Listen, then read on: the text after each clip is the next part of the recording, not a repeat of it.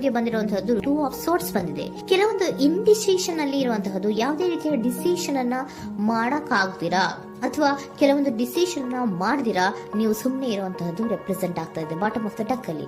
ನಿಮ್ಮ ಲವ್ ಲೈಫಿನ ವಿಚಾರದಲ್ಲಿ recent past ನಲ್ಲಿ ಕೆಲವೊಂದು ರೀತಿಯ ಎಂಡಿಂಗ್ ಗಳಾಗಿರುವಂತಹದ್ದು, ಲವ್ ಲೈಫಿನ ವಿಚಾರದಲ್ಲಿ ಕೆಲವೊಂದು ರೀತಿಯ ಡಿಸ್ಟರ್ಬೆನ್ಸ್ ಗಳಾಗಿರುವಂತಹದ್ದು, ಅವ್ಯವಸ್ಥೆಗಳಾಗಿರುವಂತಹದ್ದು, ಸಮಾಧಾನ ಇಲ್ಲದೆ ಇರುವಂತಹದ್ದು ರೆಪ್ರೆಸೆಂಟ್ ಆಗ್ತಾ ಇದೆ. ಯಾಕೆ ಅಂದ್ರೆ ಲವ್ ಲೈಫಿನ ವಿಚಾರದಲ್ಲಿ ಯಾವುದೇ ರೀತಿಯ ಪಾಸಿಟಿವ್ ಬದಲಾವಣೆಗಳಾಗುತ್ತಾ ಅನ್ನುವಂತಹದ್ದು ನೀವು ಪಾಸ್ಟ್ ನಲ್ಲಿ ನೀವು ನಿಮ್ಮ ಲವ್ ಲೈಫಿನಲ್ಲಿ ನೀವು ಆಲೋಚನೆಯನ್ನ ಮಾಡಿದ್ದೀರಿ, ಕೆಲವೊಂದು ಬದಲಾವಣೆಗಳಾಗುವಂತ ಸಾಧ್ಯತೆಗಳಿದೆಯಾ ಅಂತ.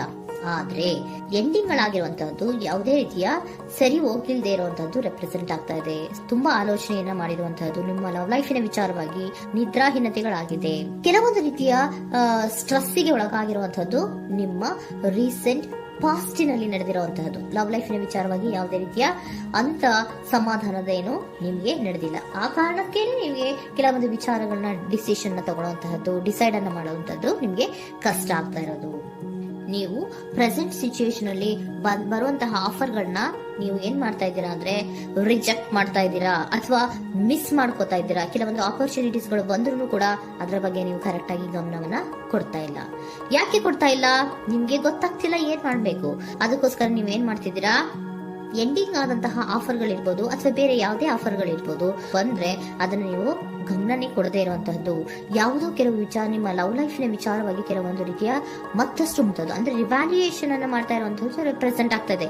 ಪ್ರೆಸೆಂಟ್ ಅಲ್ಲಿ ನಾನು ಯಾವುದೇ ಆಫರ್ ಅನ್ನ ತಗೊಳ್ಳುವಂತ ಸ್ಥಿತಿಯಲ್ಲಿ ಇಲ್ಲ ಅನ್ನುವಂತ ರೀತಿಯಲ್ಲಿ ನೀವು ಆಫರ್ಗಳನ್ನ ಮಿಸ್ ಮಾಡ್ಕೊಳ್ಳುವಂತಹದ್ದು ಅಥವಾ ರಿಜೆಕ್ಟ್ ಮಾಡುವಂತಹದ್ದು ರೆಪ್ರೆಸೆಂಟ್ ಆಗ್ತಾ ಇದೆ. ನೆಕ್ಸ್ಟ್ ಕಾರ್ಡ್ ಬಂದಿರುವಂತಹದ್ದೇನು, ಪ್ರೆಸೆಂಟ್ ನಲ್ಲಿ ಪೇಜ್ ಆಫ್ ಸೋರ್ಟ್ಸ್ ಬಂದಿದೆ. ಯಾವುದೋ ಒಂದು ನಿಮ್ಮ ಲವ್ ಲೈಫಿನ ವಿಚಾರವಾಗಿ ಬಹಳಷ್ಟು ಕ್ಯೂರಿಯಾಸಿಟಿಯಿಂದ ಏನೋ ವಿಚಾರವನ್ನ ತಿಳ್ಕೊತಾ ಇದ್ದೀರಾ, ಬಹಳಷ್ಟು ಕ್ಯೂರಿಯಾಸಿಟಿಯಿಂದ ತಿಳ್ಕೊತಾ ಇದ್ದೀರಾ ಏನಾಗ್ತಾ ಇದೆ, ಹೇಗಾಗ್ತಾ ಇದೆ ಅಂತ. ತುಂಬಾನೇ ನೀವು ಕೆಲವೊಬ್ರು ಲವ್ ಲೈಫಿನ ವಿಚಾರದಲ್ಲಿ ತುಂಬಾನೇ ಮಾತು ಕೂಡ ಆಡ್ತಾ ಇರುವಂತಹದ್ದು ರೆಪ್ರೆಸೆಂಟ್ ಆಗ್ತಾ ಇದೆ. ಏನಾಗ್ತಾ ಇದೆ, ಹೇಗಾಗ್ತಾ ಇದೆ, ಈ ಗಲಿಬಿಲಿಗಳು, ಡಿಸ್ಟ್ರಾಕ್ಷನ್ಸ್ ಗಳು ಅಥವಾ ಡಿಸಿಷನ್ಸ್ ನ ಮಾಡಕ್ಕಾಗದೆ ಏನಕ್ಕೆ ಒದ್ದಾಡ್ತಿದೀವಿ ಅನ್ನೋದ್ರ ಬಗ್ಗೆ ಕೂಡ ನೀವು ಕೆಲವೊಂದು ರೀತಿಯ ಮಾತಾಡ್ತಾ ಇರುವಂತಹದ್ದು ರೆಪ್ರೆಸೆಂಟ್ ಆಗ್ತಾ ಇದೆ. ಯಾವಾಗ ಕೆಲವೊಂದು ವಿಚಾರಗಳಲ್ಲಿ ನೀವು ಮಾತಾಡಿ ಕ್ಲಿಯರ್ ಅನ್ನ ಮಾಡ್ಕೊಂತೀರೋ ಆಗ ನೀವು ಕೆಲವೊಂದು ರೀತಿಯ ಆಕ್ಷನ್ಸ್ ಗಳನ್ನ ತಗೋಬೇಕು ಅನ್ನುವಂಥ ನಿರ್ಧಾರವನ್ನ ಮಾಡಿರುವಂತದ್ದು.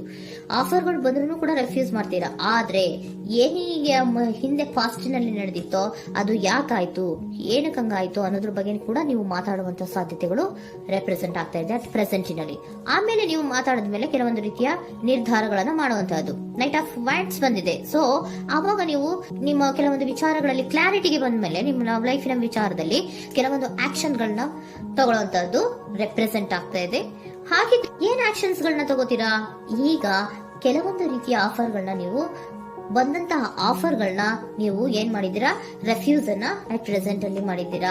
ಈಗಲೂ ಕೂಡ ನೀವು ಬಂದಂತಹ ಆಫರ್ ಅನ್ನ ನೀವೇನ್ ಮಾಡ್ತೀರಾ, ರೆಫ್ಯೂಸ್ ಅನ್ನ ಮಾಡ್ತೀರಾ ಅಥವಾ ರಿಜೆಕ್ಟ್ ಅನ್ನ ಮಾಡ್ತೀರಾ. ಯಾಕೆ? ಸೆಕೆಂಡ್ ಕಾರ್ಡ್ ನಿಮ್ಗೆ ಇಮಿಡಿಯೇಟ್ ಫ್ಯೂಚರ್ ನಲ್ಲಿ ಸೆಕೆಂಡ್ ಕಾರ್ಡ್ ಬಂದಿರೋದು ಯಾವುದು, ಹಾರ್ಮೆಟ್ ಕಾರ್ಡ್ ಬಂದಿದೆ. ಸೊ ಲೋನ್ಲಿನೆಸ್ ಅನ್ನ ರೆಪ್ರೆಸೆಂಟ್ ಮಾಡುತ್ತೆ. ಯಾಕೆ ಲೋನ್ಲಿನೆಸ್ ಅನ್ನ ರೆಪ್ರೆಸೆಂಟ್ ಮಾಡುತ್ತೆ? ಬೇಡಪ್ಪ, ಈ ಜಗ್ಲಿಂಗ್ ಗಳೇ ಬೇಡ. ತುಂಬಾ ಜಗ್ಲಿಂಗ್ ಇದೆ ನೀವು ಲವ್ ಲೈಫಿನ ವಿಚಾರದಲ್ಲಿ. ಕೆಲವೊಬ್ಬರಿಗೆ ತುಂಬಾ ಜಗ್ಲಿಂಗ್ ಇದೆ. ಯಾವಾಗ್ಲೂ ಬ್ಯಾಲೆನ್ಸ್ ಅನ್ನ ಮಾಡ್ತಾ ಇರ್ಬೇಕು. ಈ ಕಡೆಗೆ ಹೇಳಿದ್ರೆ ಆ ಕಡೆಗೆ ಹೋಗುತ್ತೆ, ಆ ಕಡೆಗೆ ಹೇಳಿದ್ರೆ ಈ ಕಡೆಗೆ ಬರುತ್ತೆ. ಯಾವ ಕಡೆ ಅಂತ ಮಾಡೋದು ಅನ್ನುವಂತಹ ಆಲೋಚನೆಯನ್ನ ಮಾಡ್ತಾ ಇರುವಂತದ್ದು. ಸದ್ಯಕ್ಕೆ ಯಾವುದೇ ಆಫರ್ ಬೇಡ, ಸ್ವಲ್ಪ ಒಂಟಿಯಾಗಿರೋಣ ಅಂತ ನೀವು ಆಲೋಚನೆಯನ್ನ ಮಾಡ್ತಾ ಇರುವಂತದ್ದು ರೆಪ್ರೆಸೆಂಟ್ ಆಗ್ತಾ ಇದೆ. ಮತ್ತೆ ಕೆಲವೊಬ್ಬರಿಗೆ ಕೆಲವೊಂದು ರೀತಿಯ ಕ್ಯೂರಿಯಾಸಿಟಿಯಿಂದ ಏನಾಗ್ತಾ ಇದೆ ಅಂತ ವಿಷಯಗಳನ್ನ ತಿಳ್ಕೊಂಡ್ಮೇಲೆ ಕೆಲವೊಂದು ಆಕ್ಷನ್ಸ್ ಗಳನ್ನ ತಗೊಳ್ಳುವಂತದ್ದು ಕೂಡ ರೆಪ್ರೆಸೆಂಟ್ ಆಗ್ತಾ ಇದೆ. ಯಾವುದೇ ರೀತಿಯ ಭಯ ಇಲ್ಲದೆ ವಿಷಯಗಳನ್ನ ತಿಳ್ಕೊಂಡು ನೀವು ಆಫರ್ಗಳನ್ನ ಅಟ್ ಪ್ರೆಸೆಂಟ್ ಅಲ್ಲಿ ರೆಫ್ಯೂಸ್ ಮಾಡೋ ಸಾಧ್ಯತೆಗಳು ಕೂಡ ಕೆಲವೊಬ್ಬರಿಗೆ ರೆಪ್ರೆಸೆಂಟ್ ಆಗ್ತದೆ. ಯಾಕೆ ಆಫರ್ಗಳನ್ನ ರೆಫ್ಯೂಸ್ ಮಾಡ್ತೀರಾ? ನಿಮ್ಮ ಲವ್ ಲೈಫಿನ ವಿಚಾರದಲ್ಲಿ ಬರೀ ಜಗ್ಲಿಂಗ್, ತುಂಬಾ ಬ್ಯಾಲೆನ್ಸ್ ಅನ್ನ ಮಾಡ್ಬೇಕು.